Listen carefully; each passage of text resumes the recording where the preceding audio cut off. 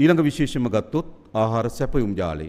අපි ඒක අධ්‍යයනය කරමින් තිබෙනවා. විශේෂයෙන්ම උත්සව සමයේ ඉන්නේ අපිට කරුණු දෙකක් තිබෙනවා. එකක් අපි ආනයනකරුවන් විසින් අවශ්‍ය වෙන තොග රැස් කරගන්න ඕනකම තිබෙනවා. සමහර භාණ්ඩවල තොග රැස් කරන්නේ සති දෙකකට වගේ. සමහර භාණ්ඩ තියෙනවා මාස 3කට වගේ තොග රැස් කරගන්න පුළුවන් ඒවා. අපි මේ මාස 3ක් වගේ දීර්ඝ කාලයක් තොග රැස් කරගන්න පුළුවන් කණ්ඩායම් එකතු වෙලා සාකච්ඡා කරලා තිබෙනවා. ඔවුන් ගාව මේ මාස 3ක තොග ගබඩා කරගෙන භාණ්ඩවල මේ මාස 3යි ප්‍රමාණවත් ගබඩා පහසුකම් සහ තොග ඔවුන් ගාව තිබෙන බව වාර්තා කරලා තිබෙනවා. ඒ වගේම සති දෙකකින් වාර්තා ගබඩා මේ ආනයන කරන අයගේ ගබඩා කරන්නේ සති දෙකයි නම් උන්ට සති දෙකකින් ආනයන කිරීමේ ගැටලු මතුවිය හැකියි.